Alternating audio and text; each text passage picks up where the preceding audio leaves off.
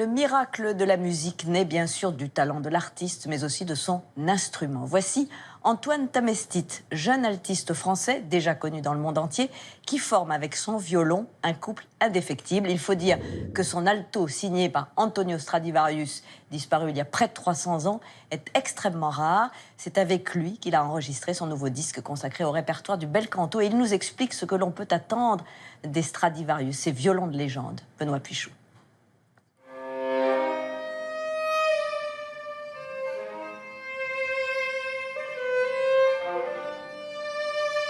Rencontre exclusive avec Antoine Tamestit, un des 5 meilleurs altistes au monde.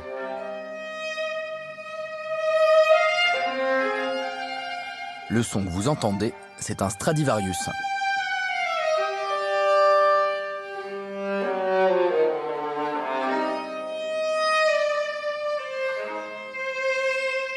Les Stradivarius sont des œuvres d'art fabriquées par le luthier italien Antonio Stradivari, dit Stradivarius, au XVIIe siècle. Il ne resterait que 500 violons dans le monde qui peuvent valoir chacun plusieurs dizaines de millions d'euros et qu'il faut traiter comme des êtres vivants. L'ouverture de la boîte le matin, le fait de sortir l'instrument, on a l'impression qu'il se réveille, on a l'impression qu'il renaît un petit peu. C'est un petit moment en plus particulier entre moi et l'instrument. Ça m'arrive souvent de l'admirer, de voir si tout va bien. Certains chanceux ont trouvé ces pièces de musée au fond de leur grenier, on les reconnaît grâce à leur étiquette. Cet alto, il a plus de 340 ans, il est né en 1672 des mains d'Antonio Stradivarius à Crémone en Italie.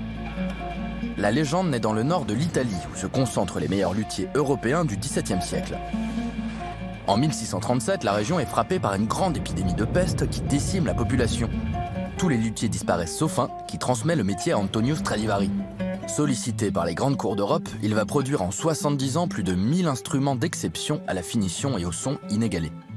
On dit que Stradivarius arrivait d'un petit coup de doigt comme ça, presque sur un tronc d'arbre, en tout cas sur une planche de bois déjà prédécoupée, mais un rectangle. Hein. Il arrivait à entendre si ça allait donner un bon instrument.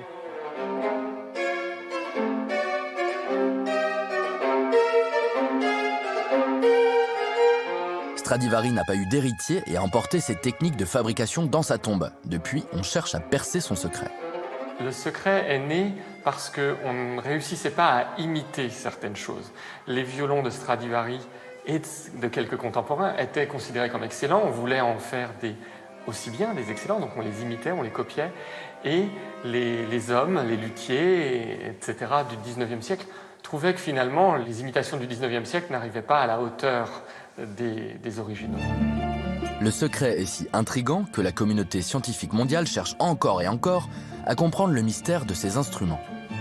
Il y a eu aussi des scientifiques qui s'en sont mêlés et qui ont, avec les développements, soit des lumières ultraviolettes, soit de différents savoirs de l'ordre de la chimie ou de la technologie, qui ont essayé de reconnaître un ingrédient secret dans le vernis ou des techniques de fabrication particulières. Et cela fait 2 siècles que cela dure.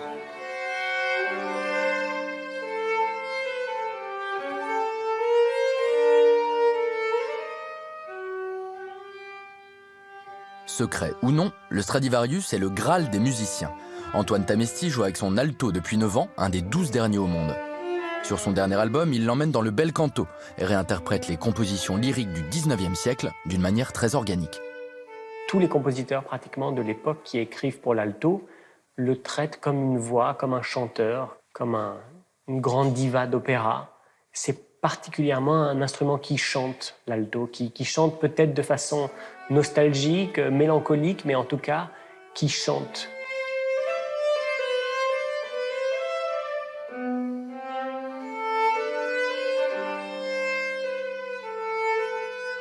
Quel que soit l'instrument, il faut vivre longtemps avec. Moi, ça m'arrive souvent, par exemple, de le garder dans la main comme ça, sans rien faire, sans jouer, mais j'ai besoin de le sentir proche de moi. Avant un concert, je le garde énormément dans mes mains, pas pour le protéger ni rien, parce qu'il serait mieux d'ailleurs dans sa boîte, hein, mais j'ai besoin qu'il devienne en fait une extension de moi-même, idéalement qu'il devienne ma voix.